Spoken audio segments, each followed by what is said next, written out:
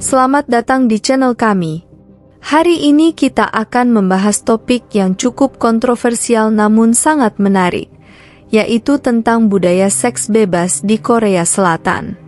Negara yang dikenal dengan K-pop, Korean drama, dan budaya tradisionalnya ini ternyata menyimpan fakta-fakta mengejutkan tentang kehidupan malam dan seks bebas. Korea Selatan adalah negara yang mengalami perubahan sosial dan budaya yang sangat cepat.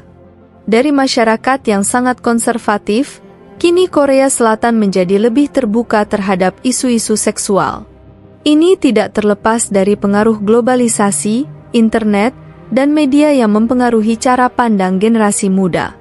Korea Selatan resmi mencabut hukum tentang seks bebas. Pencabutan aturan ini berarti orang bebas bercinta dengan pasangannya walaupun tanpa ikatan pernikahan. Hukuman bagi orang yang melakukan zina kini sedang dibatalkan. Ada setidaknya 5.466 orang telah didakwa berzina sejak Oktober 2011. Mereka yang telah dipenjara dapat meminta kompensasi dari pemerintah. Hukuman penjara memang jarang diberikan pada kejahatan ini. Pada tahun 2014 ada 892 orang yang dituduh berzina, tidak ada satupun yang masuk penjara. Sementara itu sebagian masyarakat menganggap keputusan ini adalah sebuah langkah kebebasan seksual. Ada juga yang mengatakan bahwa keputusan ini semakin merusak moral bangsa. Mendengar keputusan itu, pembuat kondom terbesar Korea Selatan, Unidus, merayakan perubahan hukum di negaranya. Harga saham mereka meroket tajam. Saham mereka naik 15%, permintaan pun semakin tinggi. Korea Selatan mengubah peraturan mengenai usia minimum seseorang yang boleh melakukan hubungan seksual. Menyadur AFP, di bawah undang-undang baru ini, orang dewasa yang berhubungan seks dengan anak di bawah 16 tahun akan dituntut melakukan pelecehan seksual atau pemerkosaan terhadap anak terlepas dari dugaan persetujuan. Undang-undang yang diamandemen juga menghapuskan statuta pembatasan kejahatan seksual terhadap anak di bawah 13 tahun. Pada tahun 2017, seorang pria berusia 42 tahun ditemukan tidak bersalah memerkosa seorang anak berusia 15 tahun dengan alasan dia menyetujuinya. Kasus tersebut kemudian memprovokasi kemarahan dan menyerukan agar batas usia dinaikkan. Terlepas dari kemajuan ekonomi dan teknologinya, Korea Selatan tetap menjadi masyarakat tradisional dan patriarki, tempat para korban kekerasan seksual dipermalukan.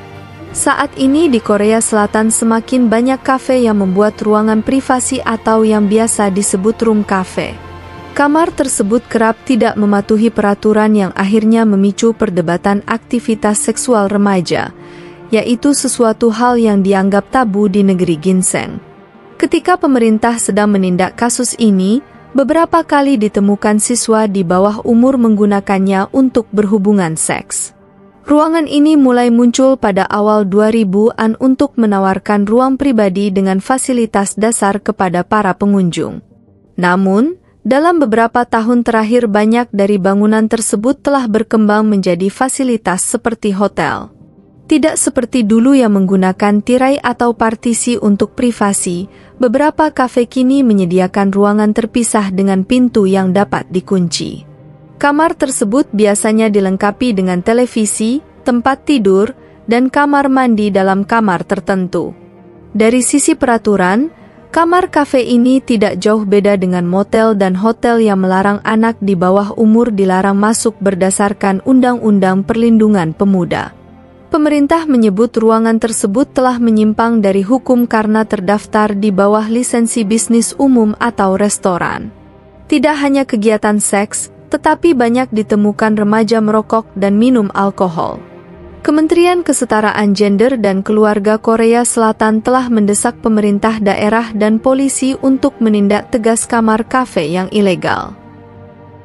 Tidak hanya itu, di balik gemerlapnya industri hiburan Korea Selatan, tersimpan cerita mengerikan soal kekerasan seksual. 12 April lalu, CEO agensi Open World Entertainment, Jang Sek-woo, ditahan pihak kepolisian Gangnam, Seoul. Jang Sek-woo dituduh telah melakukan pelecehan seksual pada puluhan gadis. Gadis-gadis muda itu merupakan trainee atau calon artis by girl di gedung agensi Open World Entertainment. Bukan hanya itu, Jang Sek-woo juga dituduh menyuruh beband asuhannya untuk ikut melecehkan gadis-gadis muda. Dia menggunakan pengaruhnya untuk melakukan itu semua. Kasus Jang Sek-woo ini melengkapi daftar panjang pelecehan seksual dalam industri hiburan Korea Selatan. Diduga masih banyak kasus serupa yang belum terungkap. Tahun lalu, masyarakat dunia dikejutkan saat seorang artis cantik Korsel bunuh diri. Jang Jae-yeon diduga mengakhiri hidupnya karena tidak kuat terus-menerus dilecehkan. Dia dipaksa melayani nafsu para produser, bos stasiun TV, hingga sutradara. Semua itu dilakukan atas perintah agensinya. Dalam surat-suratnya, Jang Jae-yeon menulis dia harus melayani nafsu 31 orang berpengaruh dalam industri hiburan Korsel. Tidak kurang dari 100 kali dia harus melayani mereka. Seks memang seringkali terpaksa dilakukan para artis Korsel. Hal ini harus dilakukan demi kelancaran karir mereka. Bukan hanya oleh pendatang baru, mereka yang sudah terkenal pun tidak bisa lepas dari sindikat agen yang menjual mereka. Lembaga kemanusiaan Korsel pernah menyelidiki hal ini. Hasilnya menyedihkan, 60% artis Korsel diminta melakukan hubungan seksual demi karir mereka. 6% di antaranya mengaku mengalami kekerasan seksual. Selalu ada predator yang mengincar wanita-wanita muda ini. Kebanyakan justru orang yang berpengaruh dalam industri hiburan. Sulit bagi gadis-gadis ini untuk menolak. Akhirnya mereka pun terpaksa menganggap hal ini sebagai risiko karir mereka. Kehidupan bintang Korea Selatan menjadi mimpi jutaan anak muda di seluruh Asia. Tapi para anak muda itu mungkin belum sadar, ada tangis di balik senyum gemerlap para pesohor itu. Itulah beberapa fakta mengejutkan tentang budaya seks bebas di Korea Selatan. Tentunya, topik ini sangat kompleks dan tidak bisa disederhanakan. Ada banyak faktor yang mempengaruhi, mulai dari perubahan sosial, pengaruh media, hingga tekanan ekonomi. Terima kasih sudah menonton. Jangan lupa untuk like, komen, dan subscribe untuk konten menarik lainnya. Sampai jumpa di video berikutnya.